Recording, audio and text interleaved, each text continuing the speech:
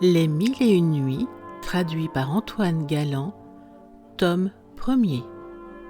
Nuit 49. Le lendemain, Dinarzade, éveillée avant le jour, appela la sultane et lui dit « Ma sœur, si vous ne dormez pas, je vous supplie de nous apprendre la suite des aventures du singe.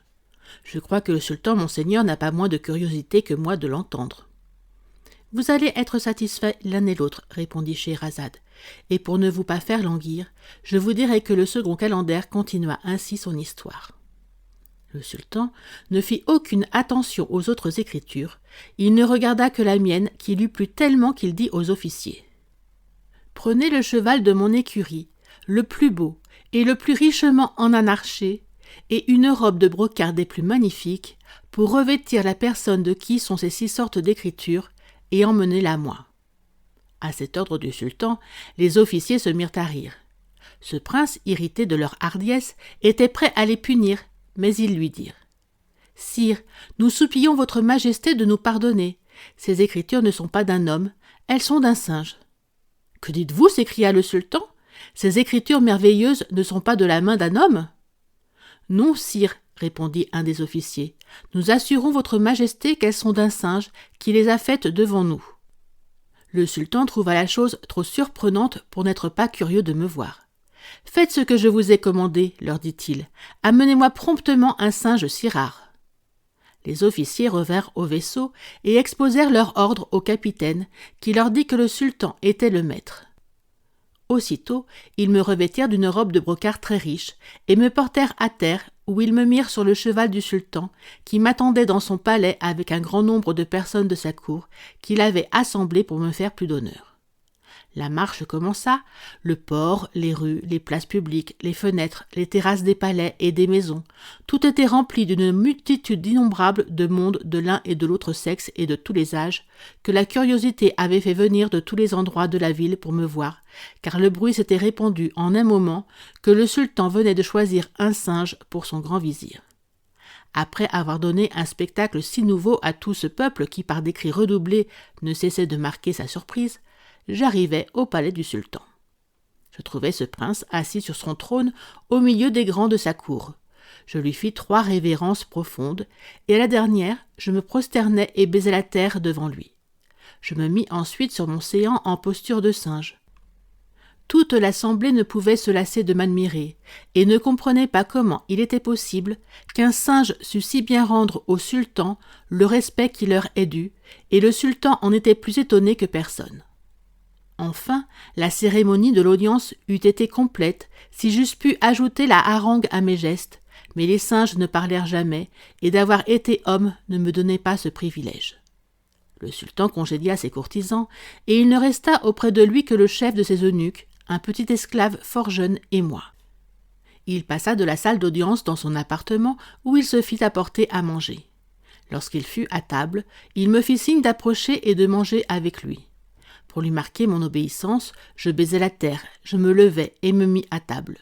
Je mangeai avec beaucoup de retenue et de modestie.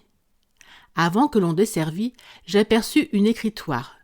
Je fis signe qu'on me l'apportât, et quand je lus, j'écrivis sur une grosse pêche des vers de ma façon, qui marquaient ma reconnaissance au sultan, et la lecture qu'il en fit, après que je lui eus présenté la pêche, augmenta son étonnement. La table fut levée, on lui apporta d'une boisson particulière dont il me fit présenter un verre. Je bus, et j'écrivis dessus de nouveaux vers qui expliquaient l'état où je me trouvais après de grandes souffrances. Le sultan les lut encore et dit « Un homme qui serait capable d'en faire autant serait au-dessus des plus grands hommes. » Ce prince, s'étant fait apporter un jeu d'échecs, me demanda par signe si j'y savais jouer et si je voulais jouer avec lui. Je baisai la terre et, en portant la main sur ma tête, je marquai que j'étais prêt à recevoir cet honneur.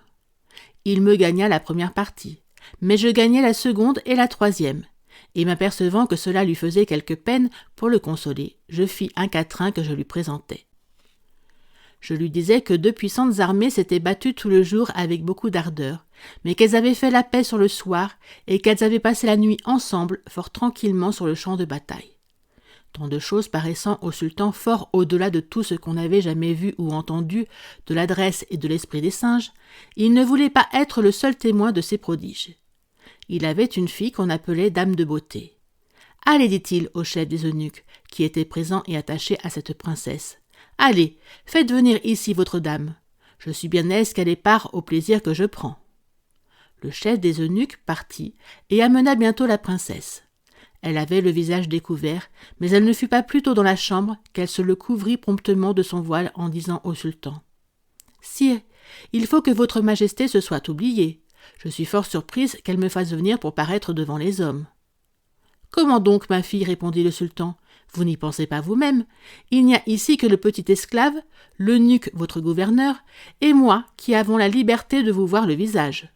Néanmoins, vous baissez votre voile et vous me faites un crime de vous avoir fait venir ici. »« Sire, répliqua la princesse, votre majesté va connaître que je n'ai pas tort. Le singe que vous voyez, quoiqu'il ait la forme d'un singe, est un jeune prince, fils d'un grand roi. Il a été métamorphosé en singe par enchantement. Un génie, fils de la fille d'Éblis, lui a fait cette malice après avoir cruellement ôté la vie à la princesse de l'île d'Ébène, fille du roi Épitimarus. » Le sultan, étonné de ce discours, se tourna de mon côté, et ne me parlant plus par signes, me demanda si ce que sa fille venait de dire était véritable. Comme je ne pouvais parler, je mis la main sur ma tête pour lui témoigner que la princesse avait dit la vérité. « Ma fille, reprit alors le sultan, comment savez-vous que ce prince a été transformé en singe par enchantement ?»« Sire, repartit la princesse Dame de Beauté, votre majesté peut se souvenir qu'au sortir de mon enfance, j'ai eu près de moi une vieille dame.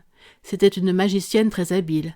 Elle m'a enseigné 60 règles de sa science, par la vertu de laquelle je pourrais en un clin d'œil faire transporter votre capitale au milieu de l'océan, au-delà du mont Caucase. Par cette science, je connais toutes les personnes qui sont enchantées, seulement à les voir. Je sais qui elles sont et par qui elles ont été enchantées. Ainsi, ne soyez pas surpris si j'ai d'abord démêlé ce prince au travers du charme qui l'empêche de paraître à vos yeux tel qu'il est naturellement. »« Ma fille, dit le sultan, je ne vous croyais pas si habile. »« Sire, répondit la princesse, ce sont des choses curieuses qu'il est bon de savoir, mais il m'a semblé que je ne devais pas m'en vanter. »« Puisque cela est ainsi, reprit le sultan, vous pourrez donc dissiper l'enchantement du prince ? »« Oui, sire, repartit la princesse, je puis lui rendre sa première forme. »« Rendez-la lui donc, interrompit le sultan. Vous ne sauriez me faire un plus grand plaisir, car je veux qu'il soit mon grand vizir et qu'il vous épouse. »« Sire, dit la princesse, je suis prête à vous obéir en tout ce qu'il vous plaira de m'ordonner. » Scheherazade, en achevant ces derniers mots, s'aperçut qu'il était jour et cessa de poursuivre l'histoire du second calender. Schahriar, jugeant que la suite ne serait pas moins agréable que ce qu'il avait entendu, résolut de l'écouter le lendemain. Merci d'avoir regardé cette vidéo. Afin de me soutenir, n'oubliez pas de liker la vidéo en cliquant sur le pouce et abonnez-vous à la chaîne, c'est gratuit.